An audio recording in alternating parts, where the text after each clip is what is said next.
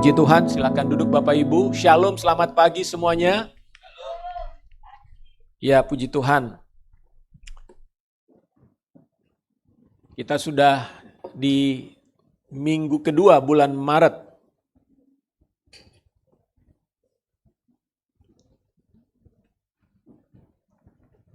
Baik, pagi ini masih rangkaian daripada khotbah Yesus di atas bukit. Saya memberi topik atau judul dari khotbah ini yaitu pembalasan. Mari kita membaca dari Matius 5 ayat 38 sampai 42. Kamu telah mendengar firman, mata ganti mata dan gigi ganti gigi. Tetapi aku berkata kepadamu, janganlah kamu melawan orang yang berbuat jahat kepadamu, melainkan siapapun yang menampar pipi kananmu, berilah juga kepadanya pipi kirimu. Dan kepada orang yang hendak mengadukan engkau karena mengingini bajumu, serahkanlah juga jubahmu. Dan siapapun yang memaksa engkau berjalan sejauh 1 mil, berjalanlah bersama dia sejauh 2 mil. Berilah kepada orang yang meminta kepadamu dan janganlah menolak orang yang meminjam daripadamu. Bapak Ibu Saudara, sifat manusia, salah satu sifat manusia ada keinginan untuk membalas. Next slide-nya. Selalu ada keinginan untuk membalas. Kalau kita disakiti, kita dijahati, pasti ada sedikit pengen membalas. Mengapa? Karena ada dorongan ingin membela diri, membenarkan diri. Kok dia begitu sih? Kan saya baik sama dia. Apa salah saya? Nah ya, pasti ada dorongan ingin membela diri, membenarkan diri. Jadi rasanya saya nggak pantas nih dijahatin gitu ya. Disakiti. Apa kesalahan saya? Yang kedua adalah karena rasa marah. Kita pasti marah kalau ada orang yang menyakiti kita, melakukan kejahatan kepada kita.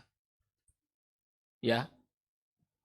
Jadi itu alasan kenapa orang ingin membalas. Dan yang ketiga kadang-kadang ingin melihat orang lain turut merasakan apa yang saya rasakan. Gitu ya. Dia nyakitin gue pengen juga orang tuh rasain sama yang saya rasakan. Ya. Bahkan kalau bisa lebih gitu ya. Tambahinlah bonusnya rasa sakitnya sama dia Tuhan. Ya. Supaya apa? Puas. Nah, kadang-kadang orang kan biar puas nih, perasaan marahnya nih biar puas, sakit hatinya biar puas. Wah, biar dia orang itu ngalami lebih daripada saya. Nah, tahukah saudara,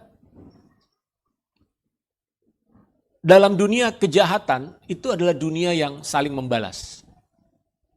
Ya, dunia kejahatan itu adalah dunia yang penuh dengan keinginan saling membalas. Kalau saudara pernah menonton seri The Godfather, ini film lama ya.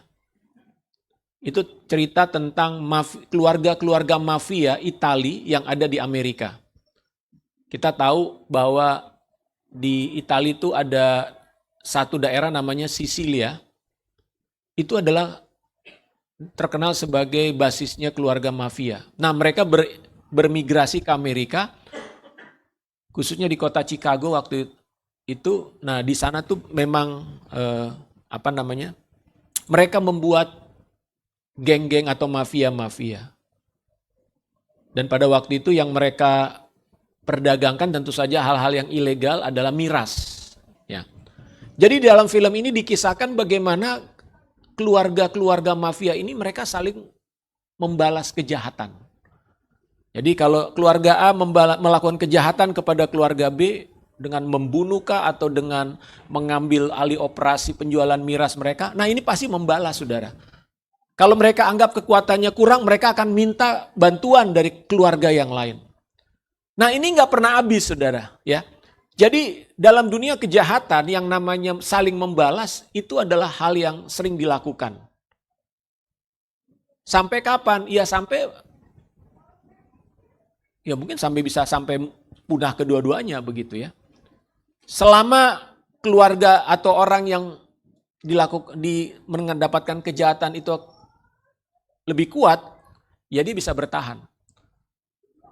Atau selama pemimpinnya masih ada, dia bisa bertahan. Tapi kalau enggak, pasti akan dibalas lagi. Jadi kalau dibilang balas-membalas, itu lebih banyak di dalam dunia kejahatan. Nah, pertanyaan selanjutnya adalah, mengapa ada kejahatan? Mengapa manusia melakukan hal yang jahat terhadap sesamanya? Walaupun kita tahu tidak semua orang atau semua orang tidak ingin dijahati atau disakiti. Betul nggak? Tidak ada orang manusia di dunia ini ingin disakiti atau dijahati. Tetapi faktanya ada orang yang melakukan kejahatan dan menyakiti. Dan kemudian ada orang yang ingin membalas kejahatan tersebut atau rasa sakit itu. Jadi ini seperti mana duluan nih? Telur apa ayam gitu ya. Ini nggak bisa habis, saudara. Nah, firman Tuhan mengatakan kejahatan dimulai karena manusia telah jatuh ke dalam dosa.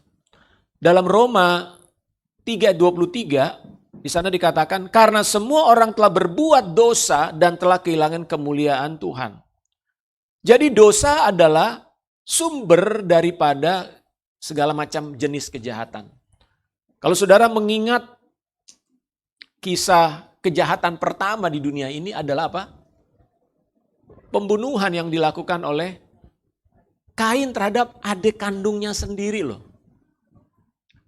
Waktu muncul keinginan jahat itu, Tuhan kasih peringatan sama Kain. Hati-hati Kain, engkau harus waspada karena dosa sedang mengintip. Baru muncul keinginan. Tuhan udah kasih peringatan, jangan lakukan kejahatan itu. Tapi rupanya Kain lebih memilih kejahatan daripada memilih perkataan Tuhan. Nah, di dalam kehidupan ini pembalasan itu sebetulnya kejahatan bukan? Ya kejahatan juga. Jadi kalau orang yang merasa dilukai oleh seseorang, lalu dia ingin membalas melukai orang tersebut, maka sebetulnya dia juga sudah melakukan kejahatan. Kadang orang mengatakan, ya kan saya benar, kenapa saya disakiti? Ya wajar dong saya membalas dia. Dengan kita membalas perbuatan orang tersebut, maka sebetulnya kita sama jahatnya dengan dia, saudara. Apapun alasanmu. Kan dia duluan. Iya, betul dia duluan. Tapi dengan kita melakukan kembali pembalasan kepada orang tersebut, maka artinya kita sama jahatnya dengan dia. Jadi saudara, kita nggak bisa berkata, saya lebih benar dari dia karena dia duluan. Nggak bisa.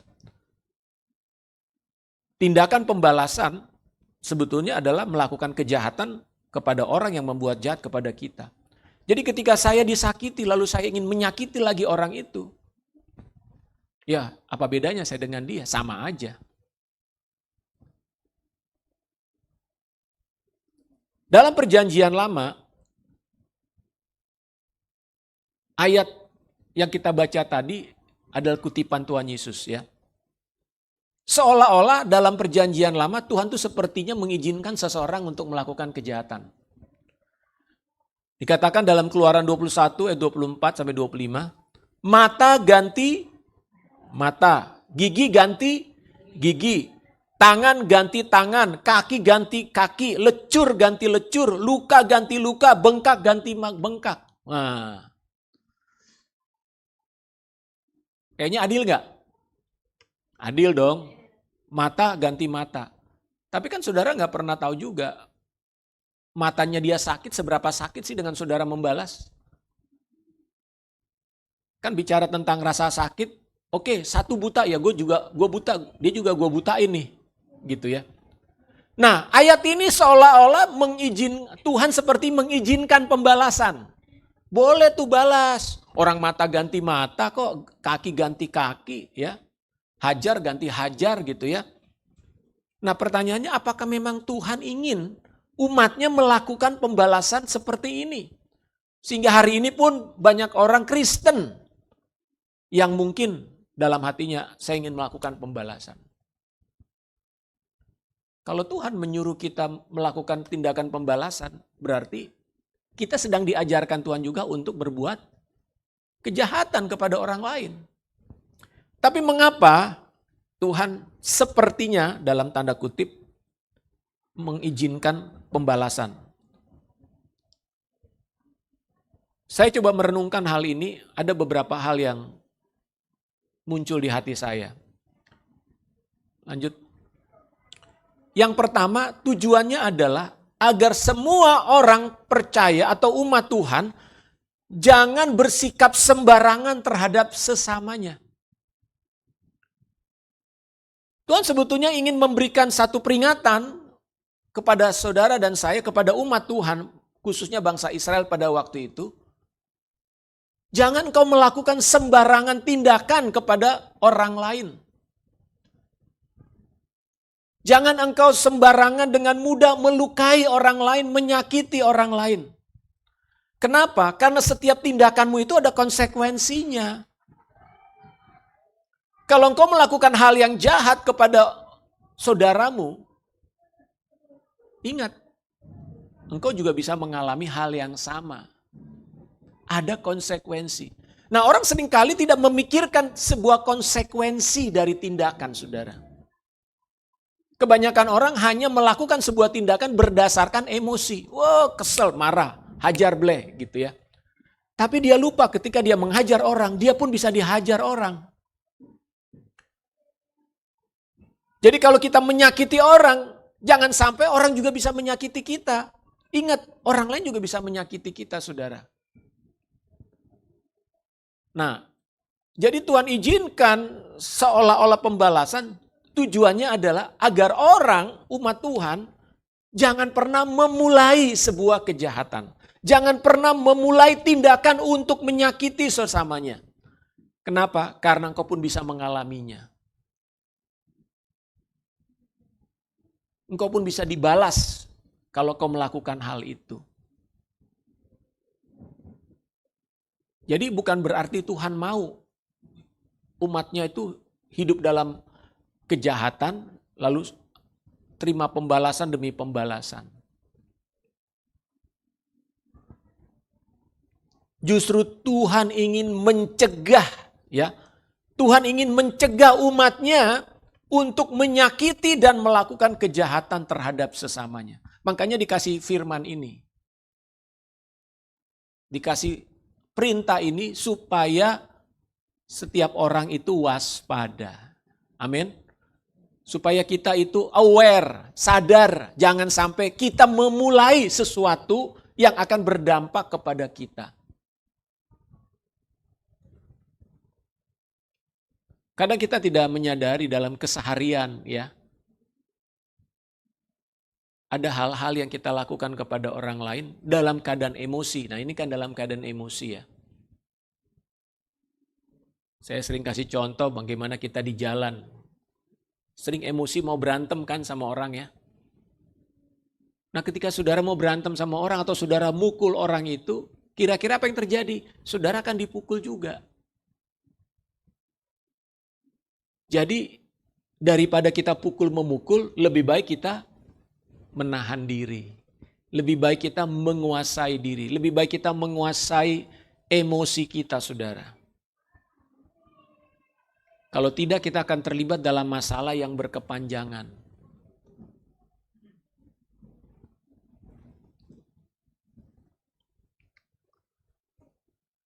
Nah, Tuhan kemudian memberikan perintah justru melarang melakukan pembalasan, saudara.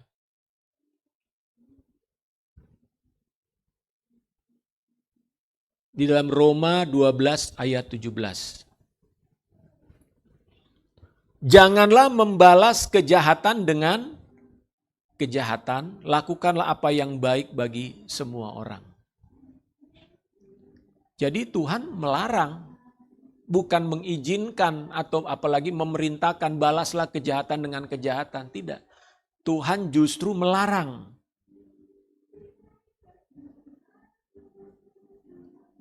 Kalau dikatakan melarang berarti ya kita memang tidak boleh melakukan pembalasan. Kalaupun ada orang melakukan kejahatan kepada kita, atau melakukan tindakan yang menyakiti kita, mengecewakan kita,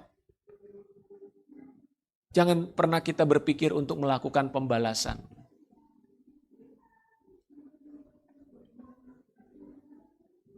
Apalagi termasuk juga pembalasan itu dengan cara apa? Mengutuk saudara, ya, mengutuki orang.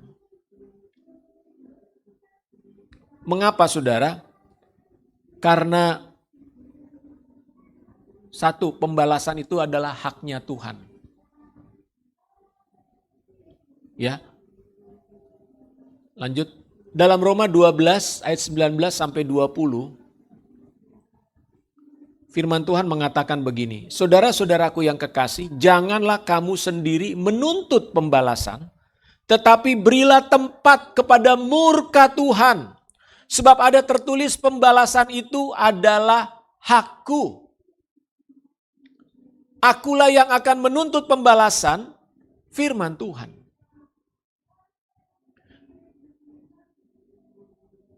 Bukan kita yang punya hak membalas, walaupun kita yang rasanya disakiti ya.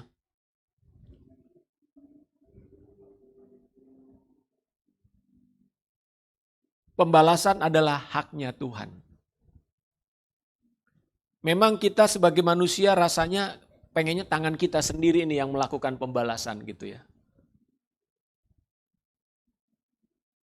Tapi Tuhan mengatakan bahwa pembalasan itu adalah haknya Tuhan. Dan saudara tahu kalau Tuhan yang membalas itu lebih berat loh. Ya, kalau Tuhan yang melakukan pembalasan itu lebih berat. Jadi saudara nggak usah khawatir, Tuhan itu nggak adil. Kenapa bukan saya aja? Justru karena Tuhan tahu manusia itu tidak bisa adil dalam melakukan pembalasan. Makanya hak ini bukan sama kamu kata Tuhan, sama aku. Aku yang punya hak ini. Kamu gak pernah bisa bersikap adil kalau kamu mau melakukan pembalasan. Jadi gak usah khawatir saudara bahwa orang yang melakukan kejahatan itu tidak ada akibatnya. Ada akibatnya saudara. Kecuali dia bertobat. Amin. Jadi semua kejahatan pasti ada konsekuensinya. Semua tindakan kita ada akibatnya saudara. Kadang orang tidak menyadari kenapa ya saya melakukan ini. Ada akibat atau konsekuensi dari sebuah tindakan kita. Contoh, kalau saudara ugal-ugalan di jalan raya, lalu kemudian saudara kecelakaan patah kaki saudara.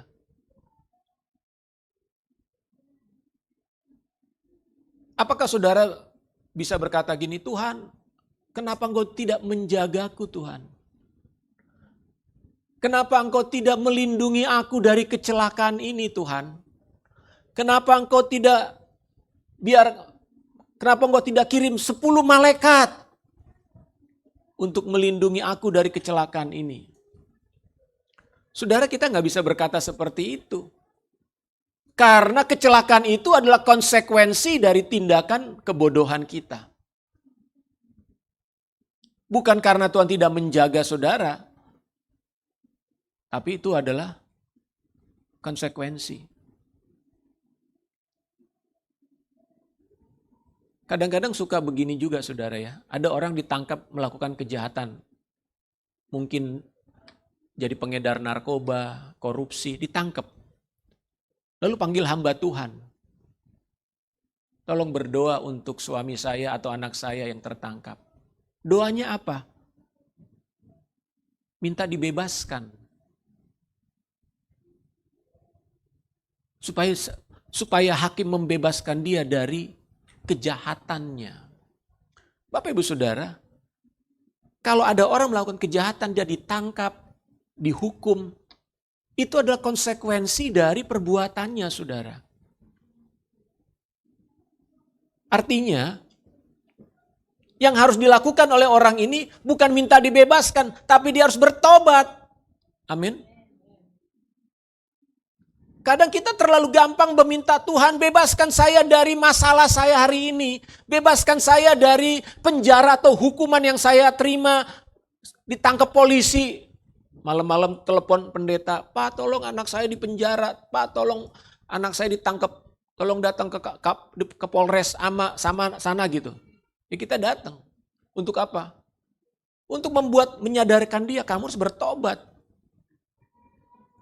Bukan minta Tuhan bebaskan dia segera dari penjara supaya dia enak. Jadi kita jangan berpikir seolah-olah bahwa kejahatan yang kita lakukan tidak ada konsekuensinya. Ya.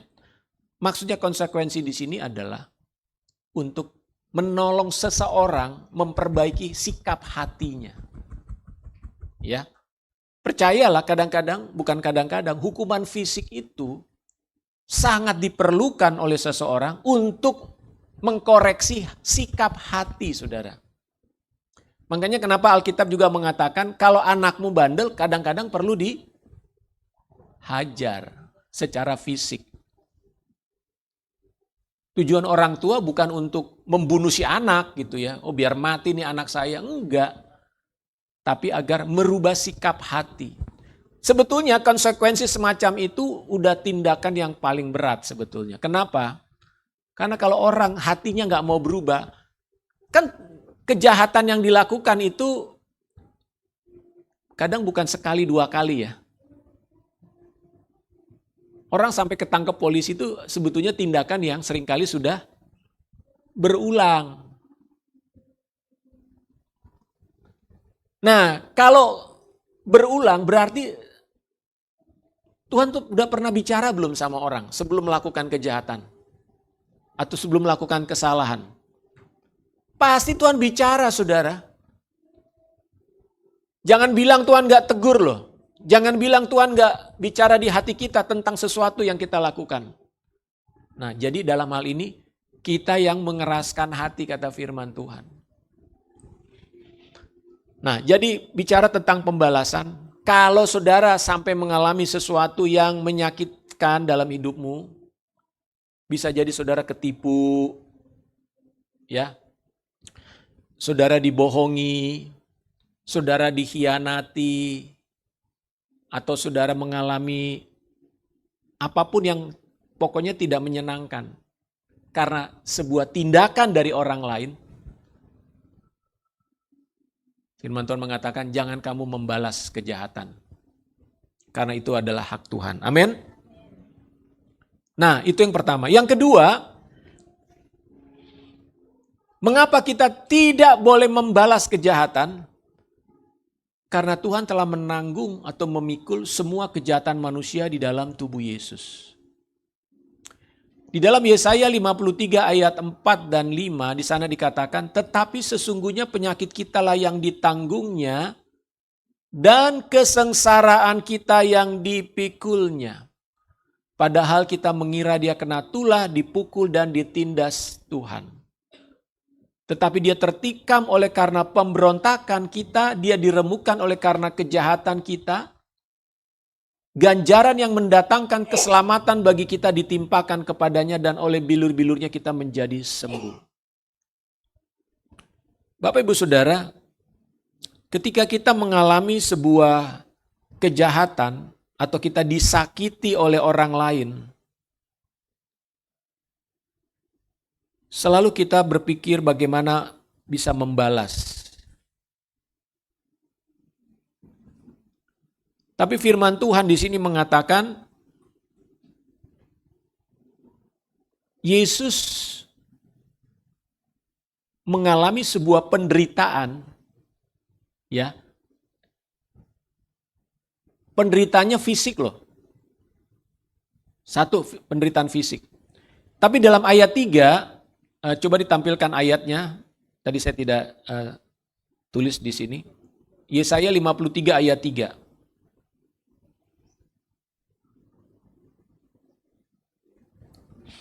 Di sana dikatakan, ini adalah nubuatan Yesaya tentang penderitaan Yesus ya. Ia dihina dan dihindari orang. Saya mau tanya, saudara pernah dihina orang enggak? Pernah dihindari orang enggak? Dicuekin. Rasanya gimana? Sakit? Sakit? Dicuekin nih, nggak diajak ngomong. Ketemu saudara berhadapan. Sakit? Pernah dihina? Dihinanya gimana? Hah? Hitam? Sama, kita juga hitam.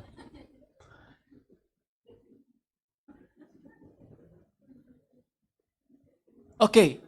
Apalagi, saudara mungkin pernah dihina, diremehkan, ya. Ya.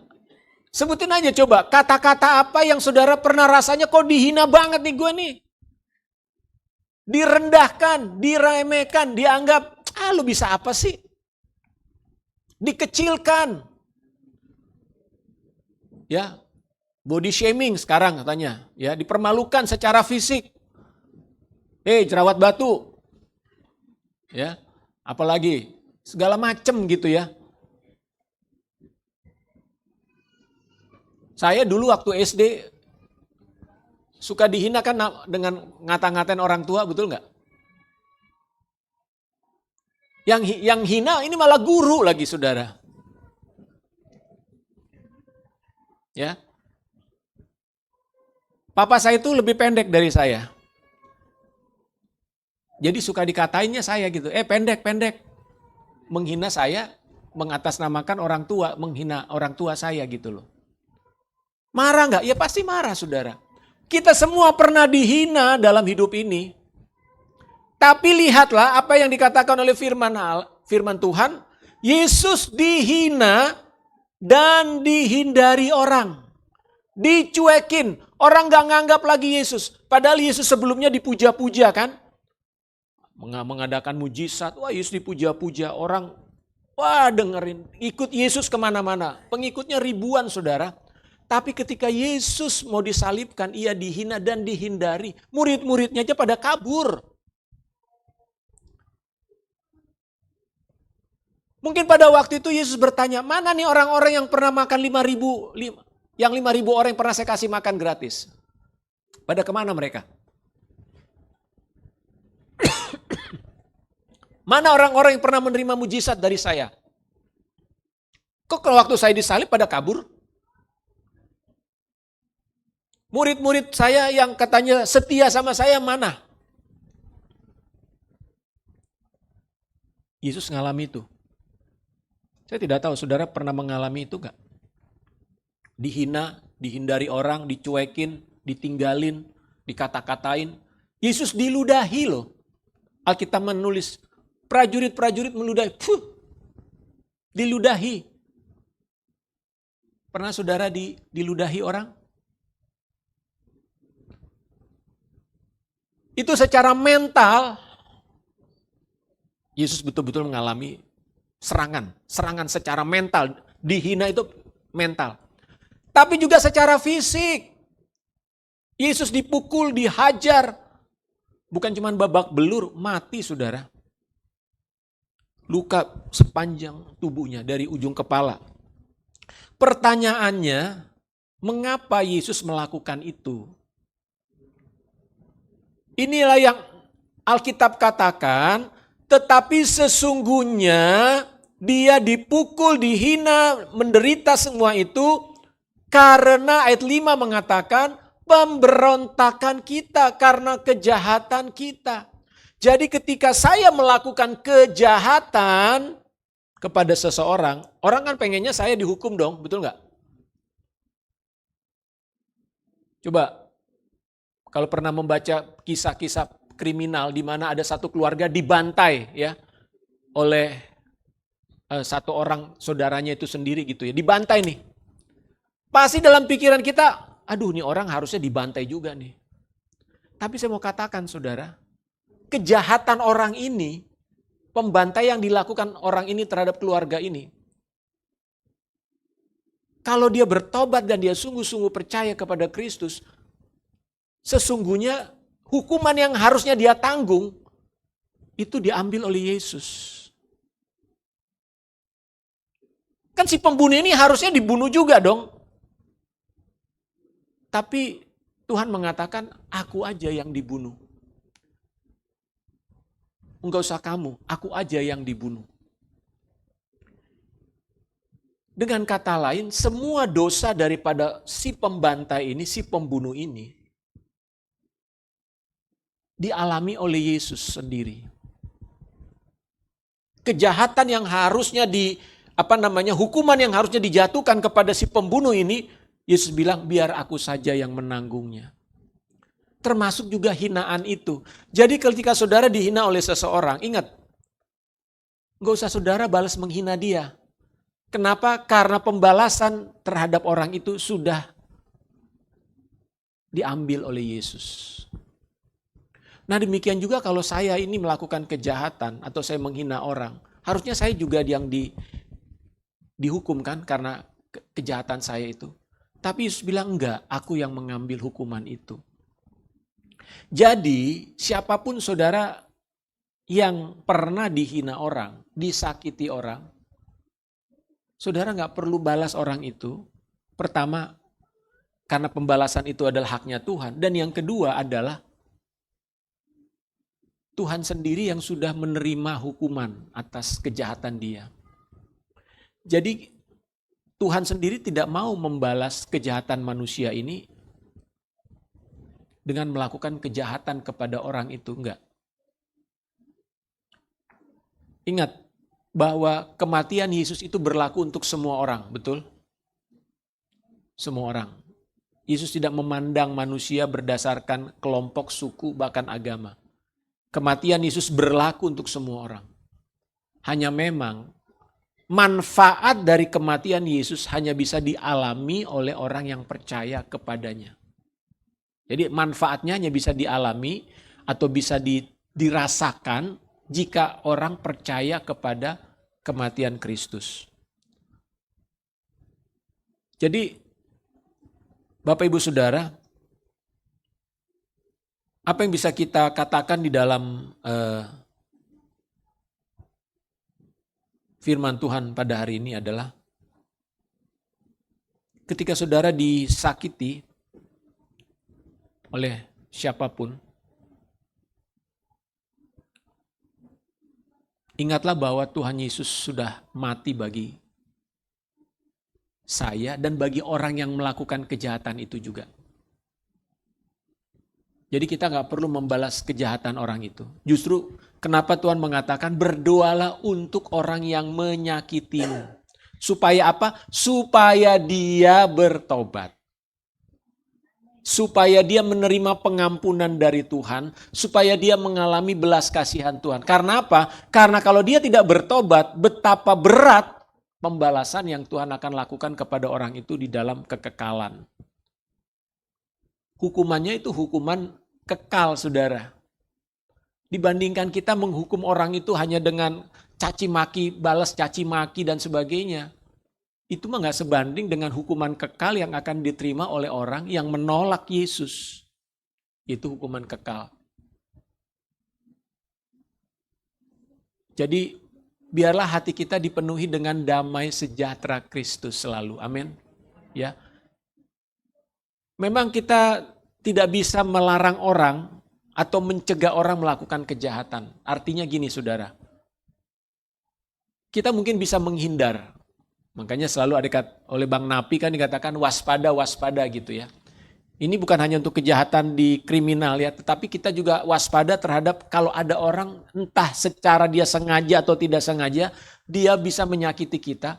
Yang perlu kita waspadai itu adalah jaga hatimu, kata Amsal 4 ayat 23. Jagalah hatimu lebih dari segala yang patut kamu jaga, karena itu terpancar kehidupan. Jadi kalau ada orang yang tiba-tiba ngomong sesuatu atau melakukan sesuatu tindakan kepada saudara, yang saudara tidak sukai tentunya, maka jagalah hatimu, Alkitab katakan, supaya engkau tidak menjadi kehilangan damai sejahtera dan menimbulkan kejahatan lagi di dalam diri kita.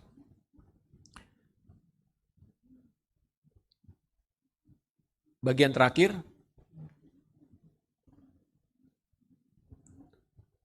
ingat dan pikirkan untuk kita renungkan, setiap penderitaan atau kejahatan yang kita lakukan ataupun yang dilakukan orang lain kepada kita, hukuman atas kejahatan itu sebagai sebuah ganjaran telah diberikan kepada Yesus di kayu salib. Entah saya yang melakukan kejahatan, entah saya yang menyakiti orang, ataupun orang yang menyakiti saya, atau orang lain yang melakukan kejahatan kepada saya, maka semua kejahatan tersebut telah ditanggungkan kepada Yesus. Hukumannya ya, hukumannya telah ditanggungkan kepada Kristus. Jadi, kalau sebuah hukuman telah dilakukan, boleh dihukum lagi enggak? Hah? Bolehkah kejahatan yang sama dihukum 2 kali? Nggak boleh. Prinsip keadilan, kejahatan yang sama tidak bisa dihukum 2 kali. Mengerti saudara? Jadi kalau kejahatan saya sudah dihukum kepada Yesus Kristus, bolehkah saya dihukum lagi? Enggak. Jadi kalau ada orang yang melakukan kejahatan, dia hukumannya sudah ditanggung oleh Yesus, bolehkah kita menghukum dia lagi? Ini saya tidak bicara tentang hukum pengadilan di bumi ya, tetapi hukuman itu kan datang dari Tuhan. Konsekuensi melanggar hukum negara, ya tetap ada saudara. Halo, ya itu konsekuensi. Saudara melanggar lalu lintas, kemudian ditangkap sama polisi, ditilang. Saudara nggak bisa bilang gini sama Pak Polisi, Pak Polisi, dosa saya sudah diampuni oleh Tuhan Yesus. Ya, kejahatan saya sudah ditanggung oleh Yesus di atas kayu salib. Jadi Bapak tidak bisa menilang saya. Itu nggak berlaku, saudara. Paham maksudnya ya? Itu konsekuensi dari kesalahan yang saudara lakukan. Tetapi saudara tidak bisa dihukum oleh Tuhan oleh karena hukuman itu sudah ditanggung oleh Yesus. Amin. Itu maksudnya. Jadi secara rohani saudara tidak dihukum oleh Tuhan. Jadi saudara kalau ada yang menyakiti saudara, saudara jangan menyakiti lagi orang tersebut sebagai sebuah tindakan pembalasan.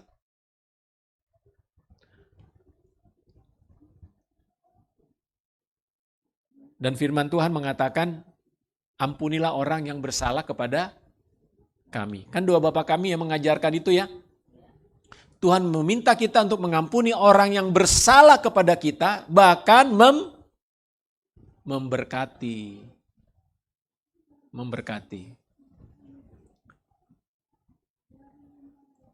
Bagaimana jemaat Light City?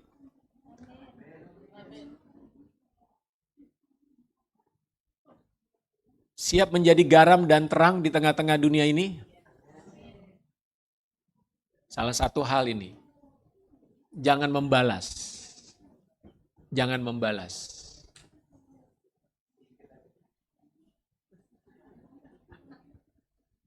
Jangan membalas. Mau sedikit mau banyak, jangan membalas. Inilah cara hidup orang percaya. Inilah cara hidup warga kerajaan sorga. Amin. Memang beda dengan dunia, beda sekali. Ketika saudara cerita apa yang saudara alami misalnya kepada orang lain, pasti orang itu bilang, wih gak, lo goblok banget, udah bales aja. Bales aja. Pasti saudara akan dikatai goblok, bodoh. Ketika saudara tidak membalas. Tapi ketika saudara berkata, no, saya warga kerajaan sorga, mempunyai prinsip dan cara hidup yang berbeda dari dunia ini. Amin.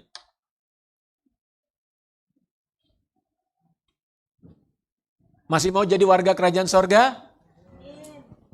Jalannya susah loh. Ya, jalannya sempit. Penuh dengan duri katanya ya. Ya ini salah satunya. Jangan membalas. Tuhan Yesus memberkati. Mari kita tundukkan kepala. Kita periksa hati kita pagi ini di hadapan Tuhan.